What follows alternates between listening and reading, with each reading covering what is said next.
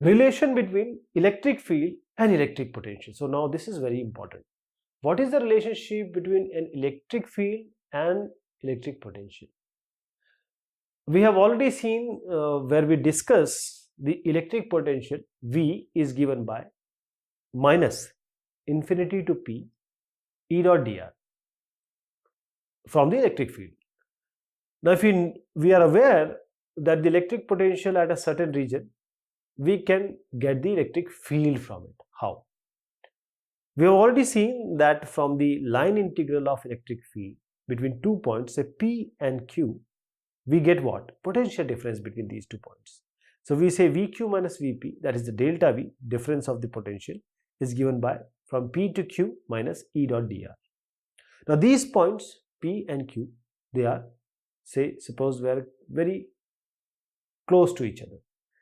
Then for very small distance, or say then for such a small displacement, say dl, integration may not be required, or only one term E dot dl will keep. So dv will be this very small displacement.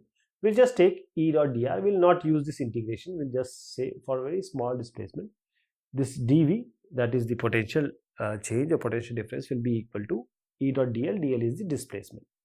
This dl is in the direction of E. So E dot dl will be what? E dot dl. E dl cos theta, because they are in both in the same direction, so it will be cos 0. So we get E dot dl.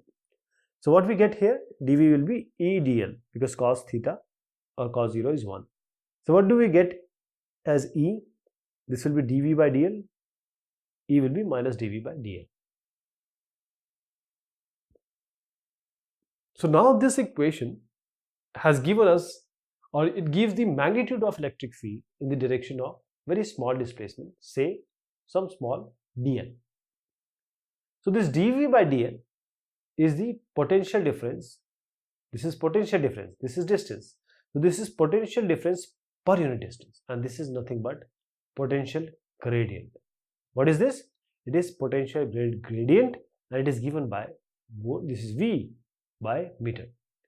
And as we have just seen in the previous discussions and expressions, this one, because of this one, because E is minus dv by dl, the unit of electric field is also V by m, which is equivalent to your Newton per Coulomb. So if we have taken this very small dl, or we have taken the displacement dl not in the direction of electric field, say some other direction, then this minus dv by dl will give us some component. The component of electric field in the direction of displacement. So if it is dl is in this side, so we have to take, say, this electric field is here, so we have to take a component here.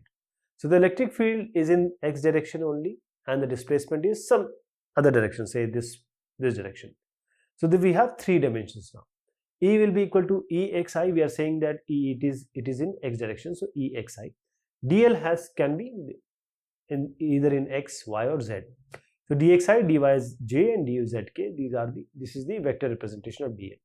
Now what will be dv? It will be E into dl, E dot dl. So we just take the dot product of this and this. So we get only Ex. Others ij and ik will vanish. Only this and this will remain. So it will be Ex dx. So Ex will become minus, if you take dx here, Ex will become minus dv by dx. In the same way, if the electric field is only in y direction, you get Ey equal to minus dv by dy. If it is only in z direction, Ez becomes minus dv by dz. Now if the electric field also has 3 components, say x, y, z, then from these equations, this Ex will become del v by del x, Ey will become del v by del y, Ez will become del v by del z, and finally E will be this I, this j, and this k. So this will be the final electric field if electric field has 3 components, x, y, and z. So this del v by del x, del v by del y, and del v by del z, these are nothing but the partial differentiation of this v. This is v, x comma y comma z, and with respect to what? X, y, and z. And more, if you see that the partial differentiation of this v x y z with respect to x means what? It means the differentiation of v with respect to only x, del v by del x, and we have to take y and z in the formula of v as constant. We are not taking it as y or z properly. We are taking it as a constant. So the values of E at all points between P and Q, if you see the previous equations, the value of E at all points between P and Q, they will come into calculation. But if you see another equations, they give relationship between potential difference near a given point and the electric field at that point.